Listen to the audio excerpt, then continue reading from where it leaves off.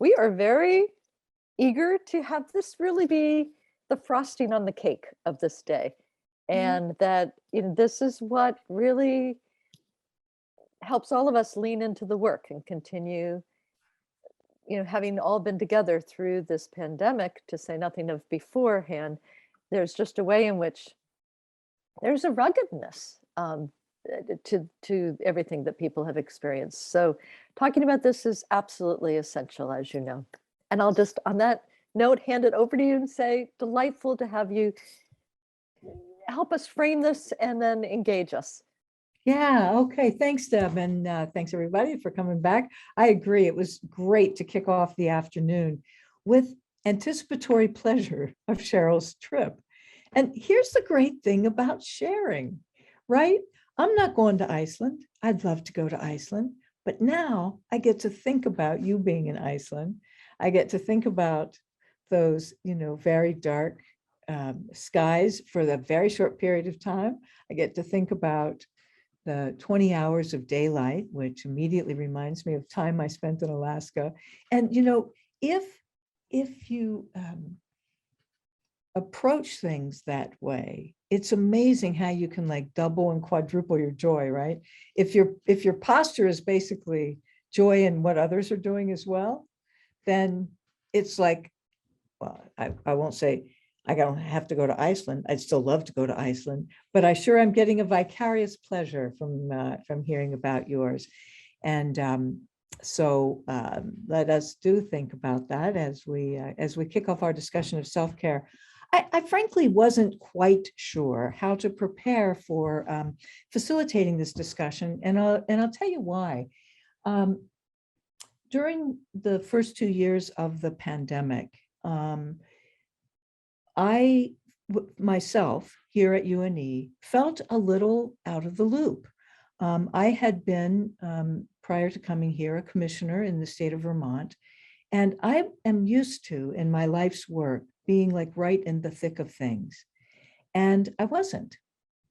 And I puzzled about, what did I have to offer and how would I offer it? And plus, because of my age group, people kept saying, no, you stay home. No, you stay home. We don't need your help. You're in a high risk zone. And so here I am with good health, lots of stamina, and some frustration.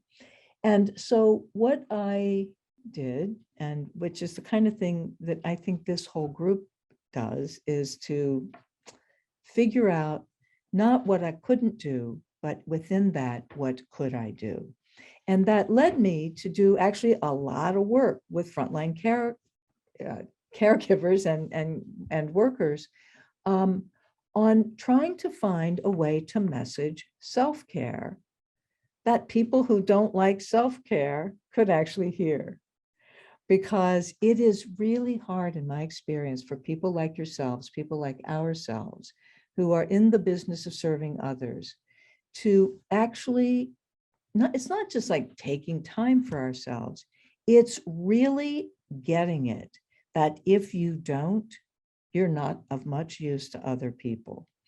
And so I've worked a lot on this whole notion of self-care, and yet in the back of my mind, I keep hearing a very dear friend of mine who is in Seattle, works in a hospital.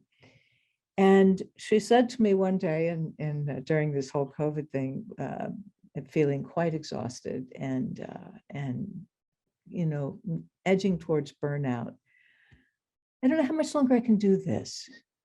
And if one more person tells me to meditate, I'm going to punch him. Okay. So I get it. I get it that, there are certain words I'm sick of hearing and I'm using them. Self-care, resilience, take care of yourself, meditate, practice mindfulness. We all got to take a yoga class.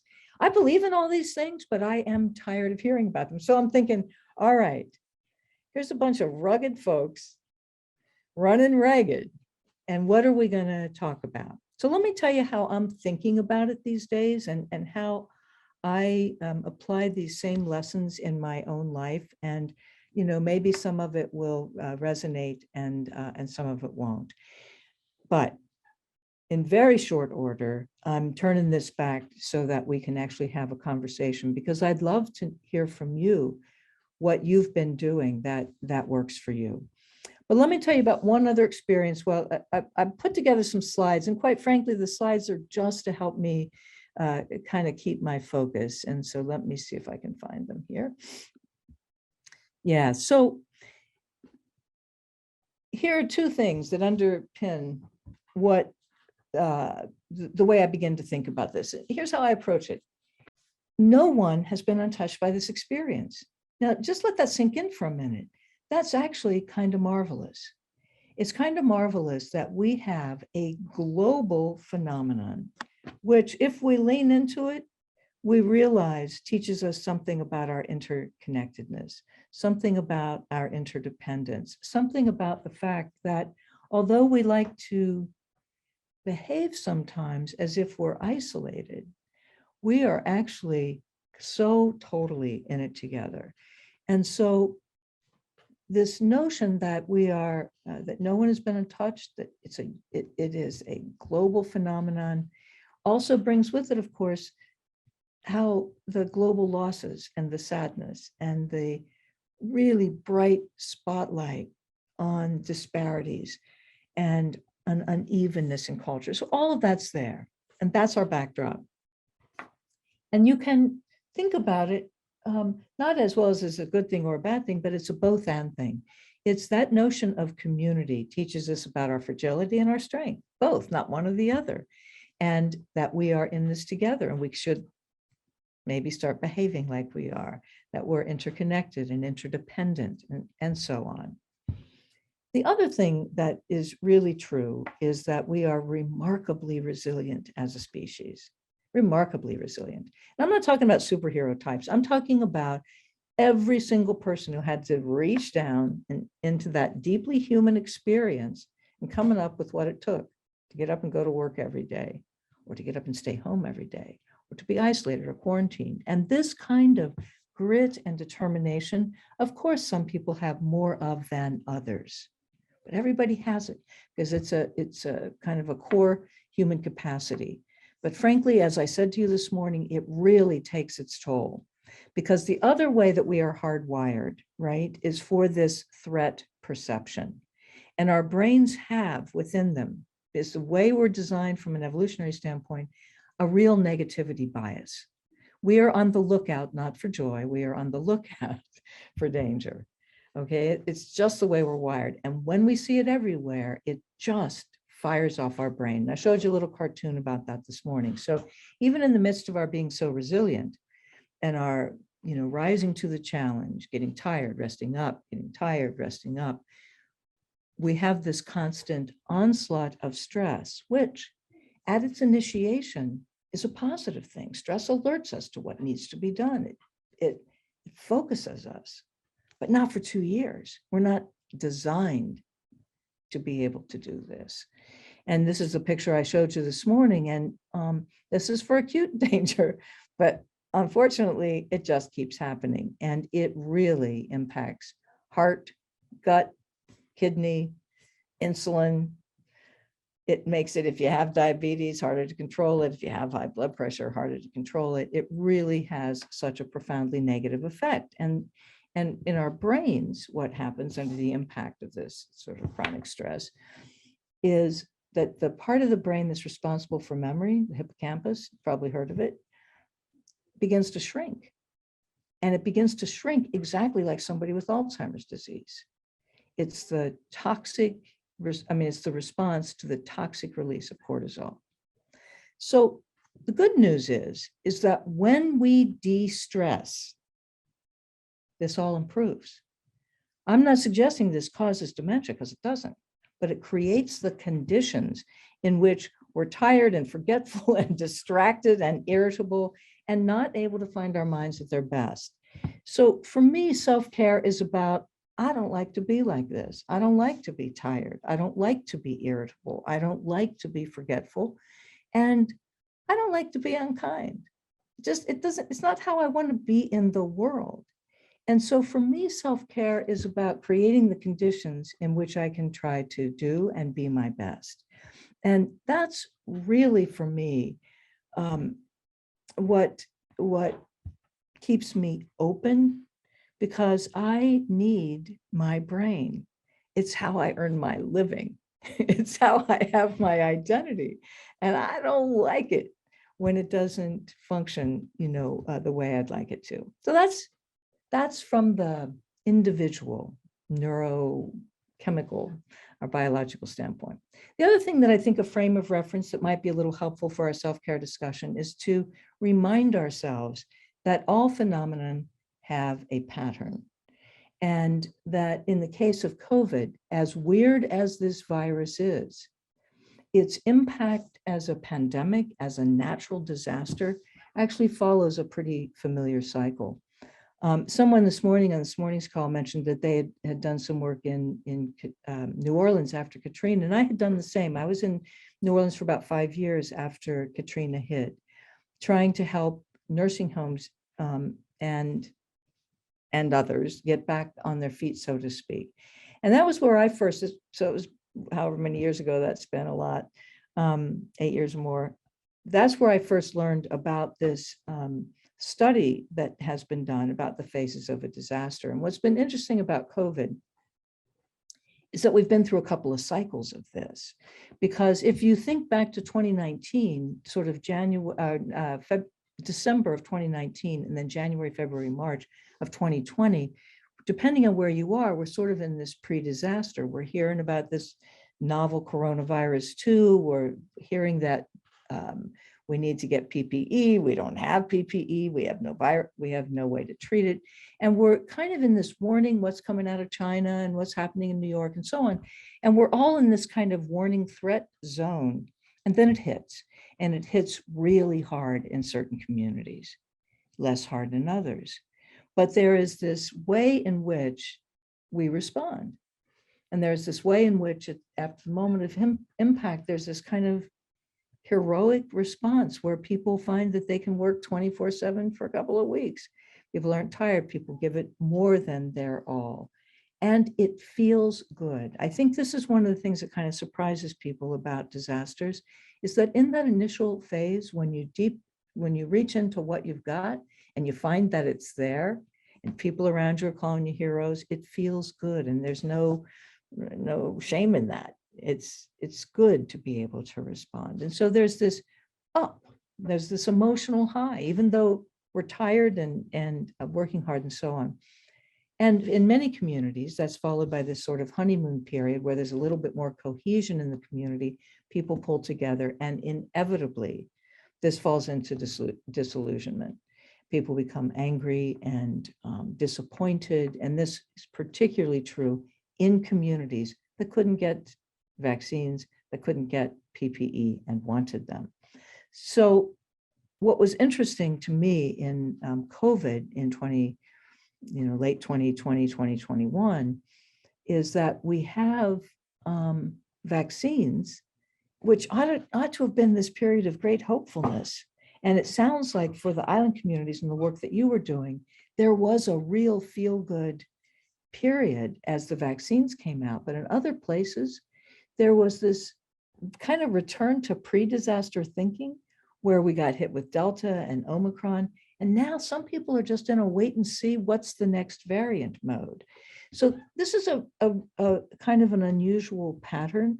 But I think the reason I even bother offering this is to say, to the extent that we are able, and I think you guys are especially able, to get the work done, and then also to maintain a little curiosity about the phenomenon, making a little distance, not emotionally, but making a little distance intellectually, can sometimes help then with the new beginning, the period of reconstruction, working through the anger and the grief and all the rest of it. So that's another frame of reference. One is your brain. Another is what phase are you and your communities in? And what I would like to do is pause there, and before I talk about how I hit the reset button, and ask you, what's working for you to have gotten you this far? What are you doing now to take care of yourselves or to take care of your staff or whatever, to work through these phases? Anything? Anybody? I'm sure you're doing things. Anybody willing to say what they are? What's helping? What's working? Vacation helps me. Vacation helps you. Yes, going on vacation. But what I also learned through COVID is I say no now a lot. Yeah, That has taken a lot to get used to. And it's very hard. Yeah, and I think what you mean by that is setting limits on your time. Yeah. Saying no when people ask you to, like recognizing, no, I have limits. Yes. And yeah, for people who are used to giving their all, that's a hard one, isn't it? It's hard to admit, shit, I'm tired. Yeah. At the beginning, I was losing. I'm not swearing. It's late in the day. It's just sort of. Yeah, you lose sleep over it. But you said no. You didn't do something that you felt like you could have done 3 years ago, but you just can't do it. Yeah. No. I've talked this morning about one attitude, if you will, or one headset is this desire to live with compassion, and that applies to oneself as well, right? To say, okay, 3 years ago I could do this, I can't do it now, or I can do it, but only for short periods of time, and then I need to rest. So it's learning how to say no, as you just did, right, in a way that works for you, but isn't then compounded by some guilt over it. And so that's your next step, right? Is to say, all right, I'm not going to lose any more sleep over saying no, and you've done it. So yeah, just saying no isn't enough. Just can't live with the after effect, how you feel after. Yes, exactly. Guilt-free no's. Yeah. Right? I think that's excellent. That's excellent. Yeah, I'd love to see some people that I work with learn that one, right? Because they say yes, but then they're cranky. And I'm like, no, please just say no. Please just say no. It's yeah. Great. Who else? This is Amy. Hi.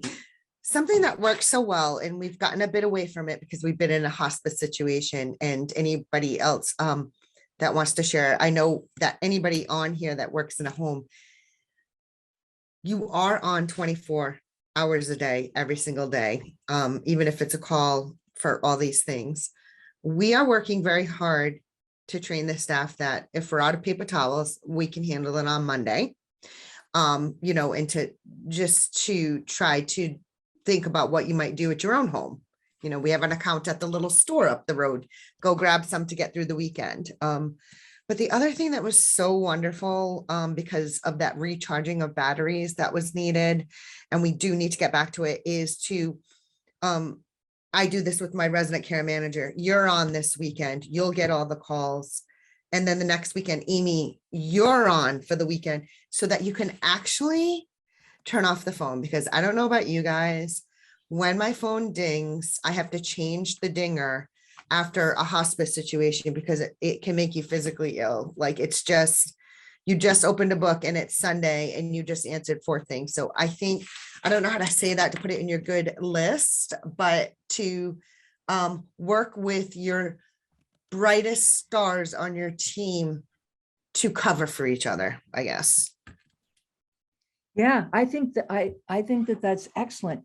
It's funny about our mobile devices because they truly are designed to cause the reaction that you just described. So I know. well.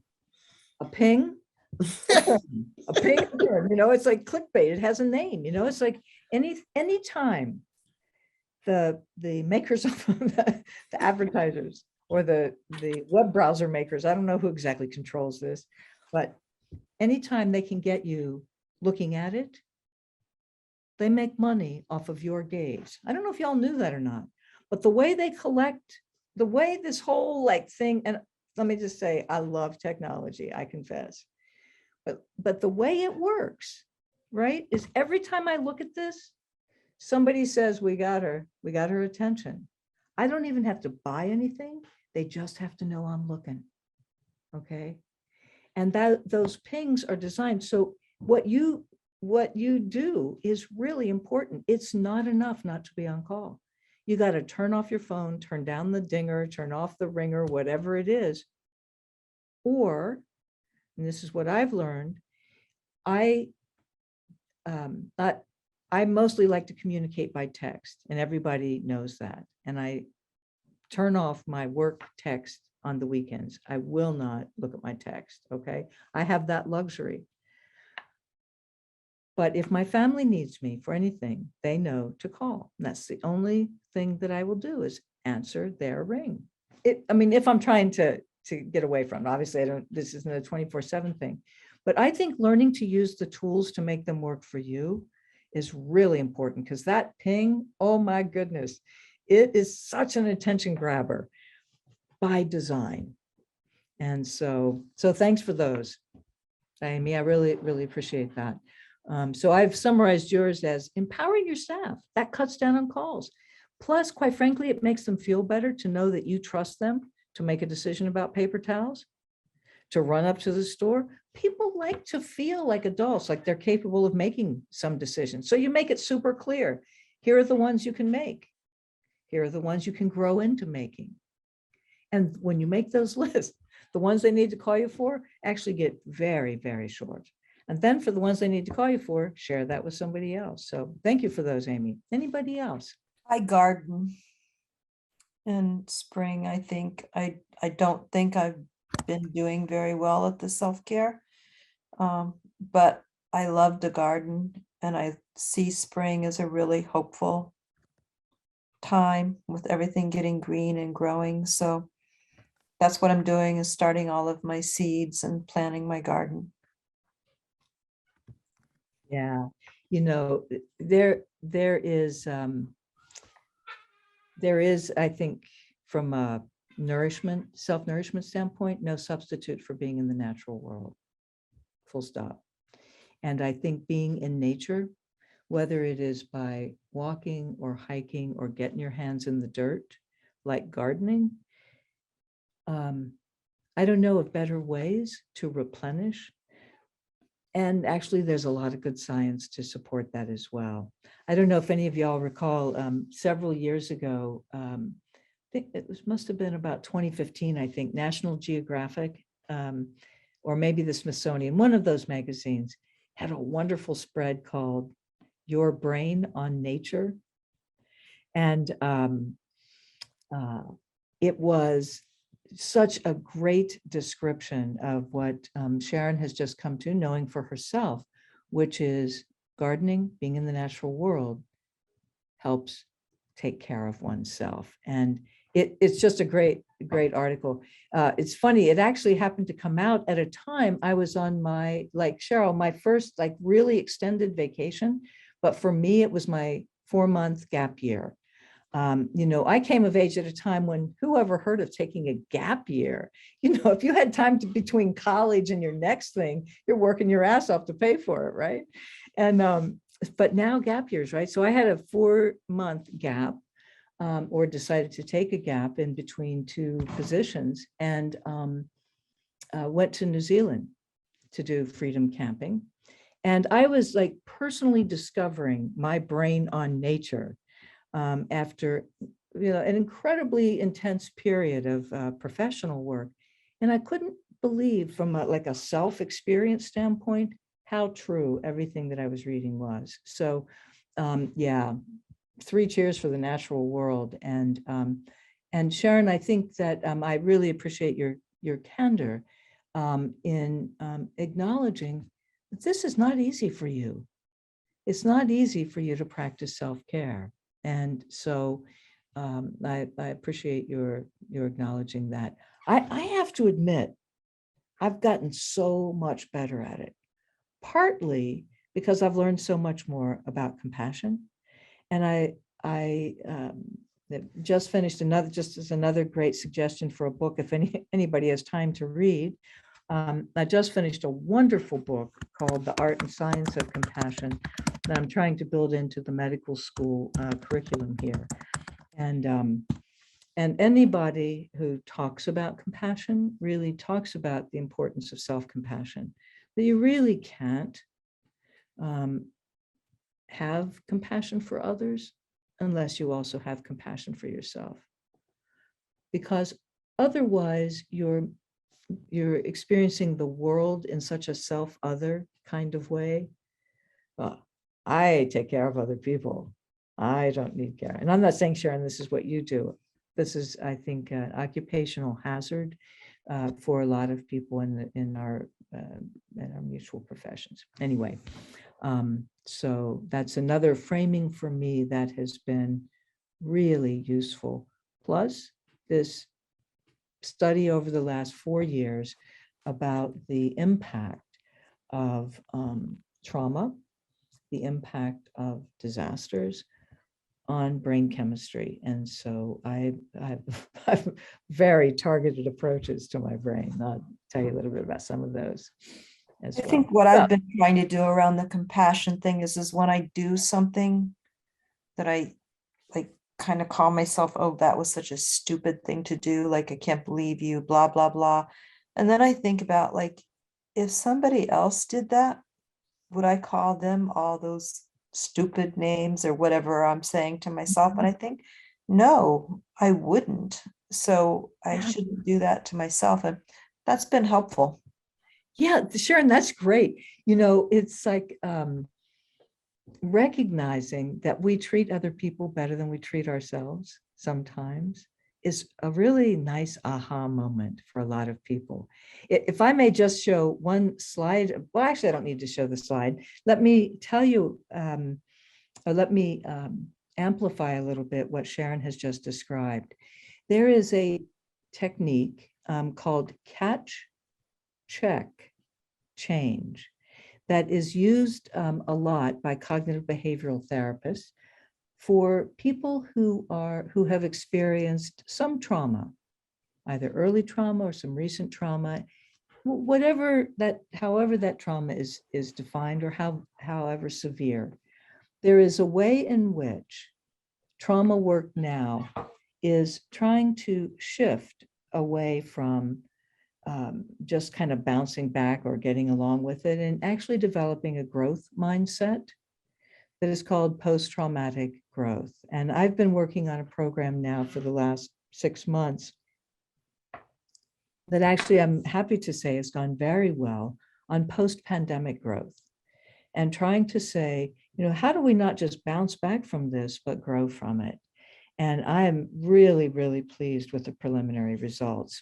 And so what I have done is to take different tools from other disciplines, or from other, there's strategies really for dealing with things like trauma. So catch, check, change. And I'll just type it in here. Sharon really kind of described,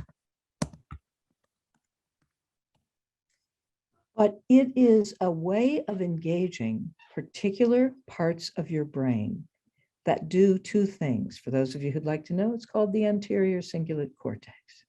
But for those of you who don't care, you can know it as our friend, the ACC, anterior cingulate cortex.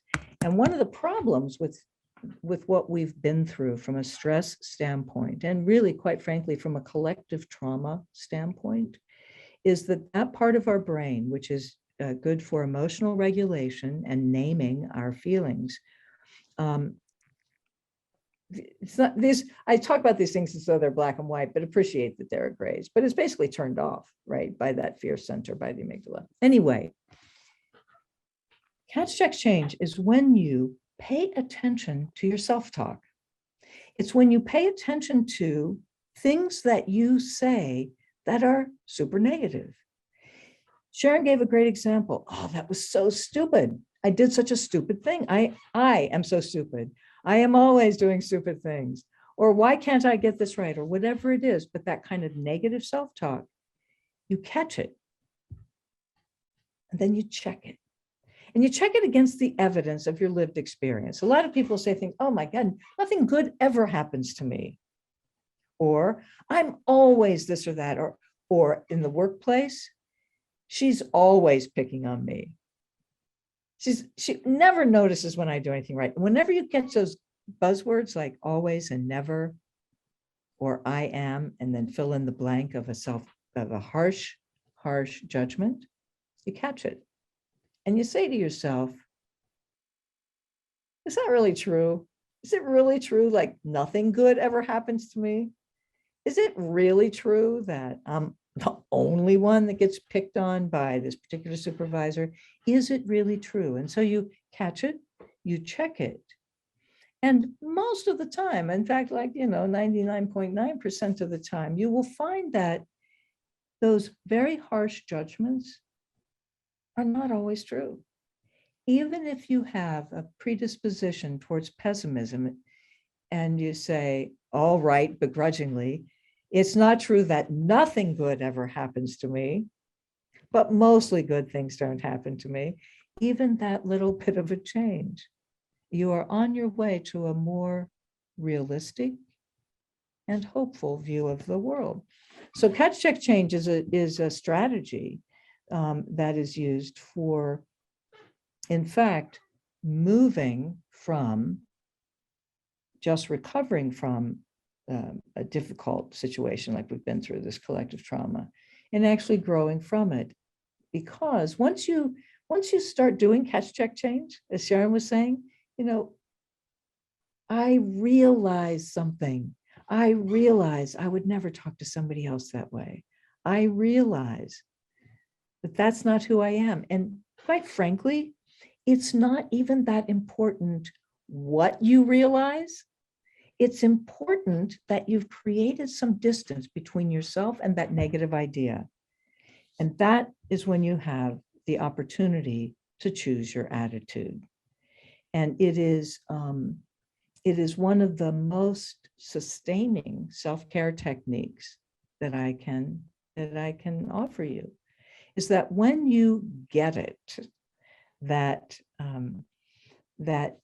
there is space between that harsh judgment, that bad feeling, and how you're going to respond to it, then you have the basis for shaping how you experience, frankly, just about anything. I don't know if y'all have ever heard of a guy named Viktor Frankl, but he's one of my teachers, I've never met, didn't meet him before he died. But in the sense that somebody whose works I've read and somebody whom I admire. And Viktor Frankl is the one who really said that, for those of you who don't know him, he wrote a wonderful book called Man's Search for Meaning. And Frankl said that, you sort of look at what drives us to do anything. Is it like Freud said, the pleasure principle? Is it death avoidance? What drives us? And he said, it's our will to meaning. It is our will to find meaning and purpose. And he was a Holocaust survivor. He was a camp survivor. He's written wonderful books about his time in the concentration camps. And basically it was there that he discovered this capacity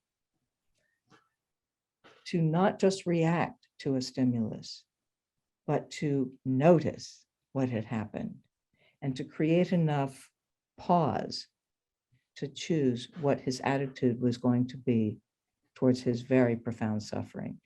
And so we play with that idea in a lot of different ways, but I think Sharon spoke to it as well as I can, but that's how I would expand on that a little bit. So I'll just put Frankl's name in here also for anybody.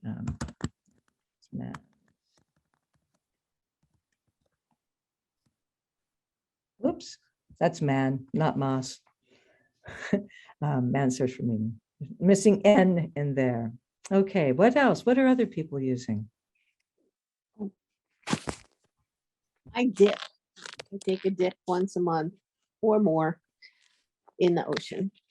And so it makes you feel fabulous. A lot of people don't believe me, but it really, truly does. Yeah. Yeah, excellent. I made it through COVID by walking alongside the beach, and there was a woman. I live in Biddeford, as I mentioned, and I don't live on the water, but I live near enough to get to it every morning at sunrise, and it really, really sustained me. But there was a woman who, like you, took a dip in the ocean, like in December and January and February. And I thought, God, I would love to be able to do that, but I can barely swim in the ocean in August. I get so cold so easily, but hats off to you, Cindy. I right now content myself with looking at it, but maybe I'll draw some inspiration from you. How long do you stay in those dips? We don't stay in long. Usually what happens is we run in, get horizontal and get out. And then after my surgery, I was really concerned because this is our 20th year doing it. And I was like, I don't want to miss my April dip. So I went in up to like my waist to where the I don't know, one of the little holes that they poked in me. And I just felt so good just having done that so I didn't miss my 20 years of dipping. Good So. for you. That is very cool. You really have inspired me. I'm thinking, when I look at that other woman go in the water, she swims, right? And so I look at that and I say, oh, I can't do it. I can't do it. And so I don't. But it never occurred to me I could walk into my waist. I could probably do that. I'm also not a very good swimmer. So there are many reasons for me to adopt an uncharacteristic I can't. But now I may have just found a way out. So thank you. Yeah. There is something about the ocean. I think for me, and I think maybe, Sharon, I don't know what it is for you about the spring. You mentioned, how there's so much potential in spring and everything is sort of hopeful and there's the opportunity for new growth. And for me, I think that is true. I'm not an avid gardener, though I do have a garden. I like to garden, but I love to just walk. I love to walk in nature. I love to be in the forest. I love to be alongside the ocean. It makes me feel so right-sized. I just kind of like know my place in the universe. And it's so comforting to me. And I don't know, Cindy, if you can say what it is about that dip that so restores your soul. But I guess the reason I'm sharing so much with you is to say we all have something like that. Because at least I think that we do, because I don't think you can survive this world without it. There's too much that's hard. It's just like, there's just too much that's hard. There's too much suffering in the world. And, I don't need to like run through the litany. And yet we keep going, right? And we don't walk around all down. Yes, Cindy, what is it about the ocean? Well, I always tell people it's like, I didn't grow up here on the island. I grew up someplace else, and I would go to my grandmother's summer cottage and we would run and jump off the dock into the river. And it's that wild abandonment of joy of childhood. It's exactly what it is, running into the water. Wow. So it really is. And people who dip, who go in for the water, and I don't swim a long time because I just don't want to. I can. Yeah. You can, yeah, exactly. I can. If I chose to, I just choose not to. Yeah, that's very cool. Yeah, the things that I heard in what you said is that, just think what a rich statement she just made. Reminds me of my childhood, okay? And all of us, regardless of what our childhoods might have been like, have something positive that we can remember. Again, I just believe that because I don't think that you can grow into adulthood without something good somewhere being there. So one, you got a great memory, right? You have a memory of being at a grandparent's, running off a dock. What words did you use? Total abandonment. That's what gets hard when you get older, I think. And I mean, when you get older, like 20, I don't mean when you get older like me. I don't mean like, you don't have to wait to get 70 to like worry about your abandonment. But that kind of freedom that really children are so good at. I think one of you has 3 children, and I know that you see this. And it's so great that they can experience the world with abandon. And, our job is to make the world safe enough for that to happen. And to create for ourselves similar enough spaces that we can do it. And then the other word that you used was just pure joy. It's pure, it's not connected. It's just like, and we all have felt it. It's exhilarating. And so thank you for all of those key words. So I've used this phrase already about, amygdala's on fire, taming the amygdala, waking up the rest of our mind. And there is my old friend, the anterior cingulate cortex and the prefrontal cortex. And these are really these are like the highest parts of our brain, prefrontal and cingulate cortex. And I say that just, as I said, I love the brain, I like words. And so I like knowing the names of parts. But what's important for you to remember is that from an evolutionary standpoint, we have primitive parts of our brain that work well for what they're supposed to do. There's nothing wrong with how the amygdala does its job. It's just that we have to tame it because there's so much culturally that turns it on, that fear center, that amygdala. It's our most primitive part, it's the oldest part of our brain. It got us here. But now that we're here and we've evolved to where that we actually have other parts of our brain that allow us to experience joy, wisdom, humor, hope, the sort of higher centers, the higher powers of our brain, we want to wake them back up because this whole pandemic has really taken its toll. So these are in no particular order. I just threw a bunch of things in that I wanted to make sure I told you. One thing that is really important, and I don't need to belabor it with you guys, is making sure that you tell each other when you've done a good job. That we don't, I think, well, maybe some of us do, say enough to our coworkers, you did a good job today. I'm glad to be your coworker. I saw this happen and wow, you did a really good job. And the most important thing, for those of you who are supervisors, administrators, owners, whatever, and that's several of you, this has to be authentic, right? And it can be authentic because we can always find one thing that somebody has done well. So we tell them. And if no one does that for you in the course of a day, do it for yourself on the way out the door. It wasn't my best performance ever, it wasn't my best day ever, but I showed up today and I did this or that. Do this for a couple of reasons. One, because it's a nice thing to do, but more importantly to me, we do it because it gives us a little dose of dopamine, and dopamine is a chemical we need for our reward center. And when you compliment yourself or somebody else, you give a little bolus. Everybody who's ever attended any kind of conversation about self-care has learned about deep breathing. I want to add to that it's really one of the most important tools that you have, because breathing is always at hand.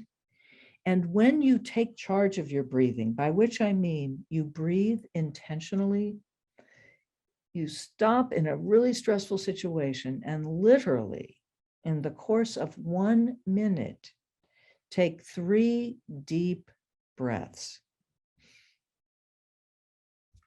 Slowly hold. There's some people teach this square breathing, in for 4, hold for 4, out for 4, pause for 4, count to 4 before you take your next breath. And maybe that's better. I don't do the square count routine, but I do breathe deeply and pause and exhale slowly and pause again before my next breath. Now, here's why we do this. It turns off the sympathetic nervous system and turns on the parasympathetic nervous system. So you all know this as, in the sort of classic, something has happened, we're alert. Okay, that's good, alert is good. And it sets off this series of alarms to the sympathetic nervous system to get us ready for fight or flight. But when there's really no longer any threat, we got to turn it off with some deep breaths which is sometimes also called the rest and digest phase, that we want to turn on the parasympathetics so that we can process what's happened calmly. The thing I like about it is that when you do that, you're also signaling to that amygdala, chill, I've got this. Okay, it just, you don't have to be thinking about these things all the time. Take advantage of automatic responses in your brain, in your body, mind, and it will take good care of you. So I don't, walk around thinking about my amygdala all day, but I sure do signal all day that it doesn't have to keep me on high alert. There's a guy named Siegel who talks about the importance of naming our emotions. And this is one that doesn't work for me quite so well. I read a lot that's in the psychological literature about naming our emotions, but they can't even agree on whether we have 6 or 27, 32. Nobody seems to know what are like the basic emotions. But here's Plutchik's wheel with some of them. And I do think it's important to start using emotions as data, emotions as information, emotions as alerting. Again, importantly, the one reason I do it is not just to name my feeling, but whenever you do more than just feel and you pause for the briefest reflection, it actually allows your actions to be more attuned to the choices that you really, really want to make. Another way to reset your mind is through mindfulness practice. I'm not going to go into that now. And then some little tips. The temporalis muscle here, you can see, this is what I love about the body mind. Sometimes the gestures that we do automatically tell us what we need. So one way to rub out stress, 2 fingers on your temple, and you can see this, we all do it, right? You're like, whenever you're having a bad day. What you want to add to it is just a gentle 1-minute exercise to release the tension in that muscle. And if you don't do it just as but while you're there, practice a little self-care, you can release some of the tension. And then I always follow it with a little endorphin push. I grew up in the 60s and 70s, right? So like it's better living through chemistry. It's just like natural chemistry. So you put your thumbs in your eye socket there and you just feel along for a little notch. When you feel that little notch, you press against it again, very gently, and it releases endorphins. And it's a natural painkiller. It's a natural feel-good chemical. So you get to know your body. Cindy knows hers. She knows that a dip will exhilarate her. Sharon knows putting her hands in dirt feels good. So we have those. And when you really are having a stressful time, rub it out. And then finish it off with a little endorphin boost. Catch, check, change, I've already talked to you about, so we won't do that one again. I'm going to just very quickly talk about gratitude. There is so much being written about gratitude these days, and what a powerful antidote it is to this post-pandemic period and our discouragement, our disillusionment, our burnout. It's a really powerful antidote. And I keep looking for ways, and I'm going to go off slides here in a second and ask you all if you have a gratitude practice. I'm trying to get this out of the bumper sticker mode of, practice random acts of kindness and be grateful every day. I want this to be a deeper thing, a gratitude practice that actually has meaning, has lots of benefits. And this is from a study that was done after 9/11 that was trying to really understand people in Manhattan who emerged from that particular trauma without symptoms and with growth.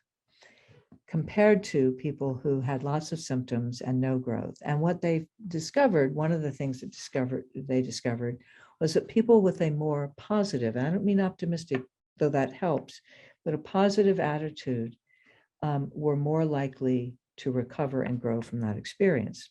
Since then, there have been a lot of other studies, and these are some of the ways in which having a gratitude practice really is so good for our body, mind. And so these are just some notes from the study.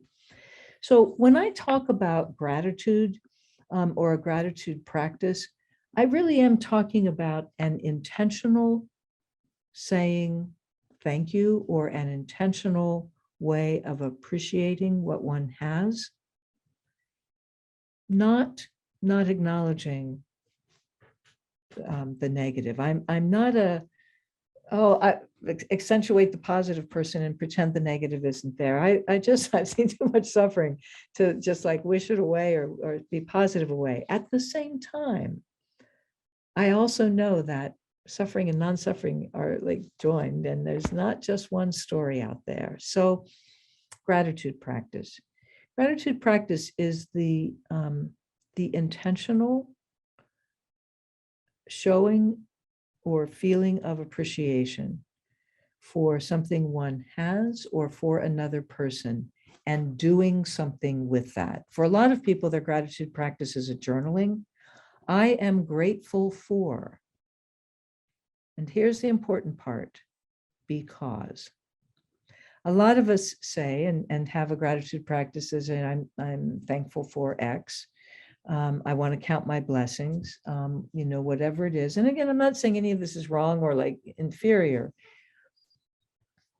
But what I am saying is that, and I think you're beginning to hear this as my theme, mindfulness and intentionality is what real self-care is about. Being attentive to ourselves in the way that we attend and attune to others. And when you attend to yourself and attune to yourself with the same compassion that you show for other people, right? Then in fact, it opens up to like some self-knowledge about like, where do you need to fill up? So gratitude practice is something like, I am very, very grateful that I have a partner. And I'm very grateful that she is who she is, because I know that I can trust her with X, whatever it is. My vulnerabilities, my fears, my worries, my joy. I love my neighbor because she will go for walks with me. I love my other neighbor because, well, why do I love my other neighbor? Because she looks after my house when I'm gone, whatever it is. But it's the not, and the other thing about the because is you can see what I did. I had to pause and think, oh, who am I really thinking of right now, right? And say why. And it's in that pause that it really brings it into an intention and takes it off the bumper sticker, right? Takes it off the bumper sticker and into your head and into your heart, and that's where you need it. Some people write it down. Some people write it down in a journal. Some people write it down. We have a practice in our family where we do a gratitude practice, but just at Thanksgiving. But we write down 3 things that we're really grateful for. And we've been saving these for like 20 years, and they're all in a jar. And periodically, when we're maybe not as aware as we could be of all that we have, we dip into the gratitude jar and pull one out as a reminder of a time when we were grateful for X, Y. If you are grateful for a person, it is also important in a gratitude practice to tell them, and to tell them why. I'm very grateful for you. And why? Not just, I'm so glad you're in my life. Why? What is it that you make possible? What is it that you bring? And it is really just a way of activating other parts of your brain. So anybody want to say anything about whether or not gratitude plays a role in their lives, or any of your lives? And if not, does this resonate with you at all? It reminds me of how I've kind of merged 2 things together. And I'm not sure that it it's a part of being spiritual. I'm not sure that I call it prayer, but it's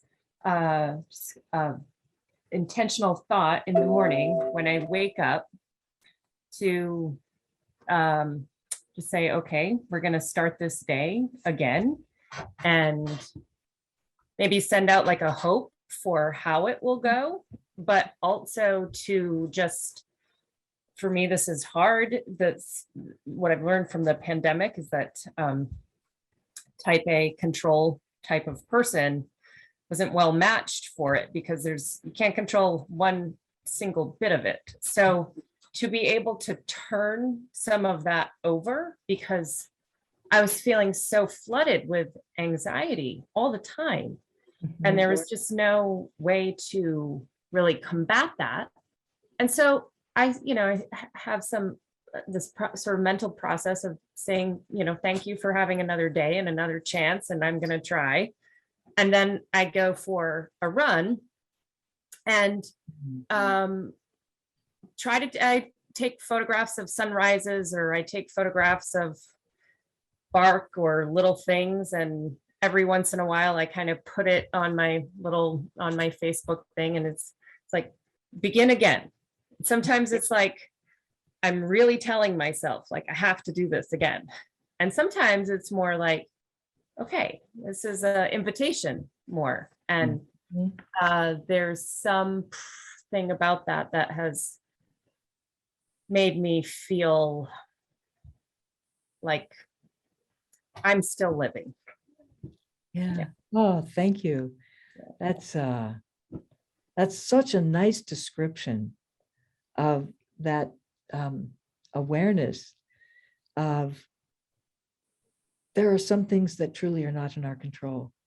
No matter how hard we work, no matter how hard we try, they're not. And letting it go or turning it over is like, to me, is like one of those really critical growth moments.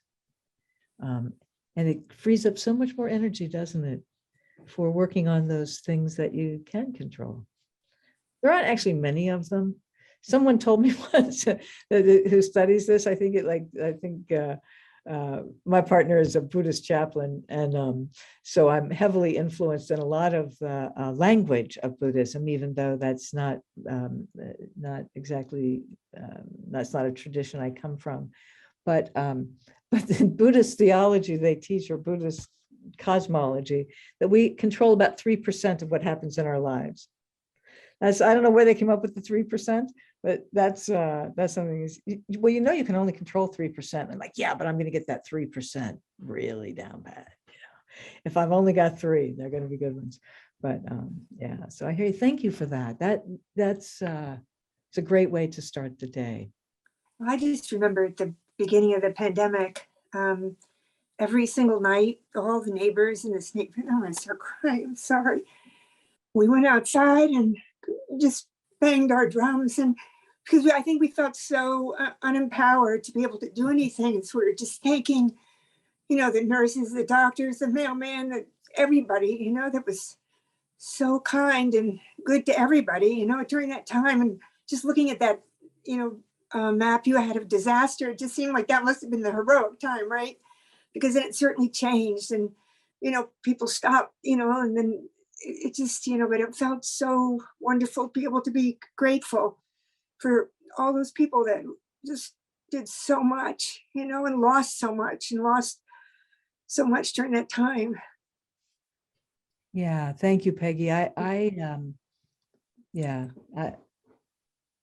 remember that. I remember that hearing about it. My mother, who has since passed away, was 96 at the start of the pandemic, and she lived alone in Florida. And she called me to tell me that every night she and her neighbors were out on their balcony. And like you said, you felt so helpless. And then it was sort of like we remembered we could do something.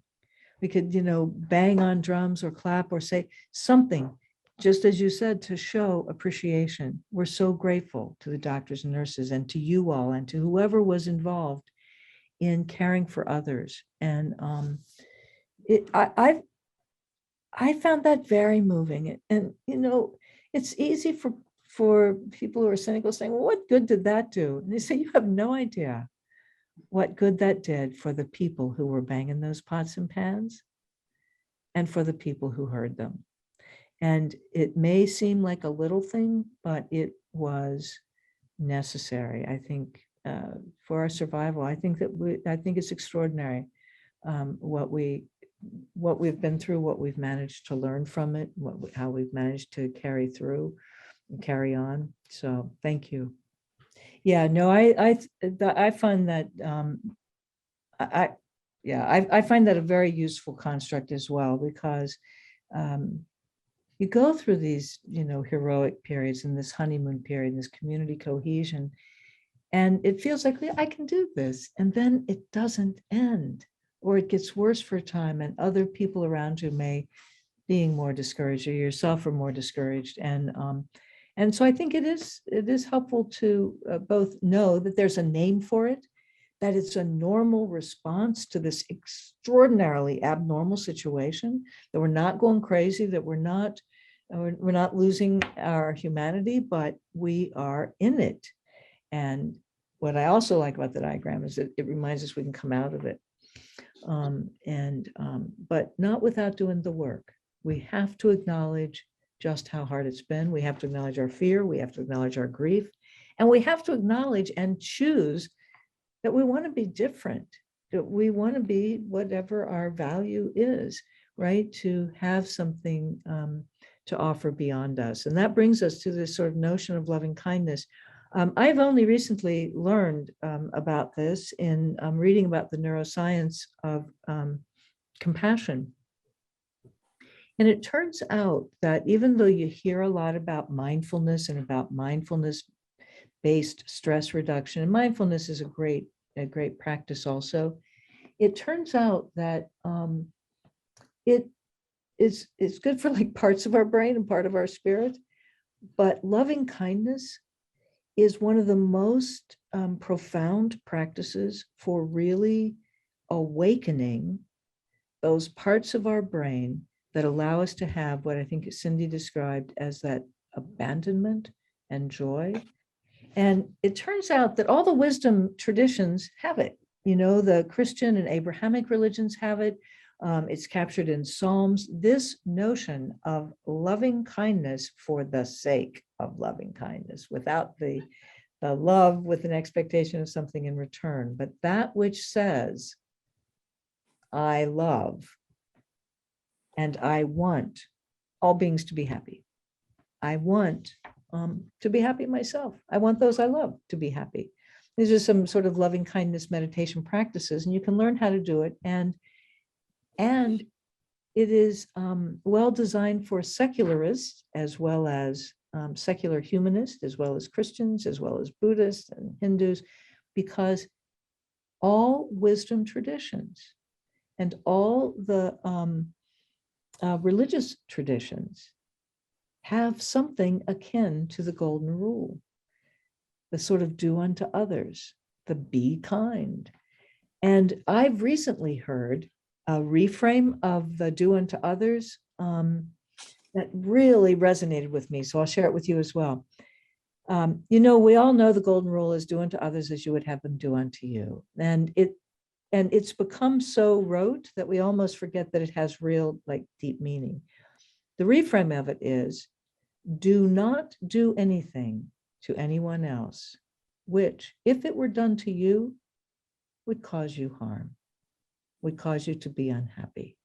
So don't do anything to somebody else, which, if it were done to you, would cause you to be unhappy or to do you harm. I like that. Partly because it makes me stop and think and not just be sort of, you know, life is a bumper sticker. So loving kindness is something that I really call your attention to. And this was the slide that I wanted to make sure that I shared. And I'll send these to Sharon and Margaret. You can have these slides if you want them. But there are three there's one website that I want you to know about, and that's the Duke University 3 Good Things website. And on that, they have all kinds of tools designed for well-being. Some of them are digitized, so you can, download a bunch of apps, and in just 3 minutes a day for 2 weeks, you can experience greater well-being. But there's a lovely loving kindness meditation on there. And so I encourage you to check that out. All right. Well, I want to thank you for bringing me into your wonderful, wonderful community, and for the invitation to think of this as the start of a longer relationship. I feel very privileged by that, and really happy to meet a new community of people who are engaged in similar kinds of things, who care about the same kind of things, including making the world a little better for older folks and others. And I'm really happy to have been here with you today. So Sharon, thanks so much. Margaret, It's been wonderful, Susan. and I Thank look you. forward to seeing y'all again, maybe in the flesh in the fall.